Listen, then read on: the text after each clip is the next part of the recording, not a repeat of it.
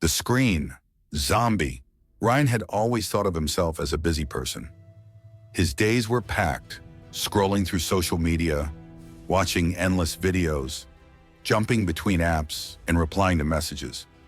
Yet, at the end of each day, he felt like he had accomplished nothing. His to-do list, untouched.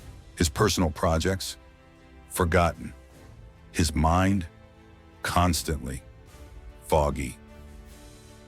One evening, his older brother Mark visited him and found Ryan sprawled on the couch, phone in hand, eyes glazed over from another marathon of short, flashy videos. "You look exhausted," Mark said. "I am," Ryan sighed, "but I can't stop.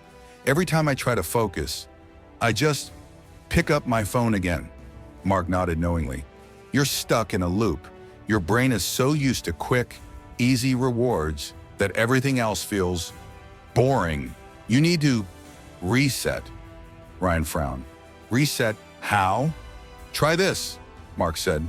"For one weekend, cut out all the noise, no social media, no videos, no random browsing.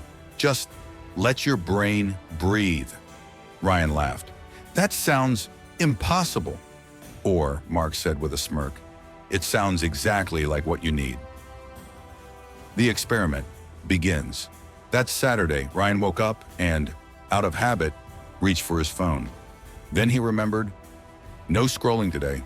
He set it down and sat in silence. The quiet felt strange, almost uncomfortable. Breakfast was boring without a video playing. He tried reading a book, but his mind kept wandering, craving the usual distractions. He tapped his fingers on the table. Restless. Pause, whisper. "This is harder than I thought." To distract himself, he went outside for a walk. No headphones, no podcasts, just the sounds of the neighborhood. At first, dull, but then, slowly, he started noticing things.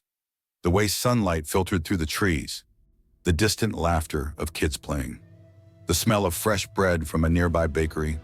His mind, usually racing, began to settle. The boredom, breakthrough. By afternoon, Ryan was antsy.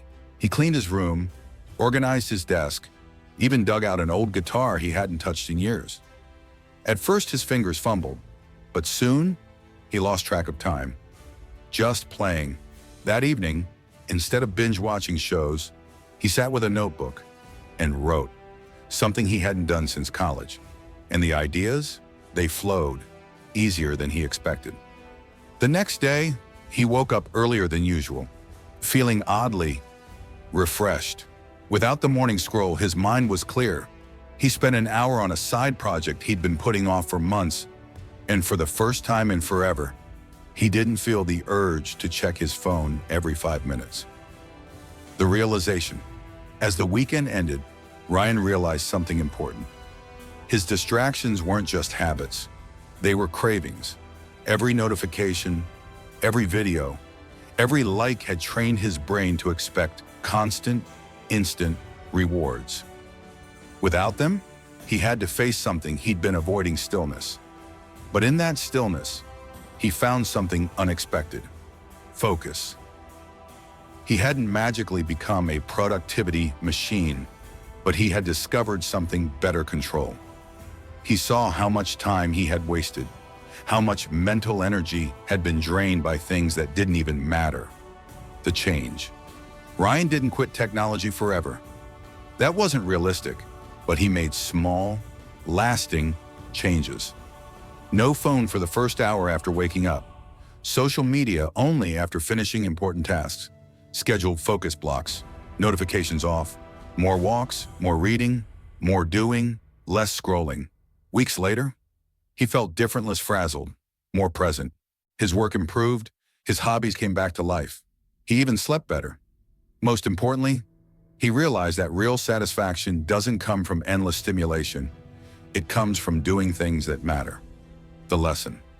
Ryan's story isn't unique. In a world filled with endless distractions, our brains get hooked on quick dopamine hits. Tiny rewards that keep us coming back for more, even when they leave us empty. But when we step back, even for just a little while, we remember what it feels like to truly focus, create, and live. Not just consume. It's not about quitting technology. It's about using it, not letting it use you. If this story based on the book Dopamine Detox hit home, please do subscribe to Tales from the Page and hit the bell for more wake-up calls.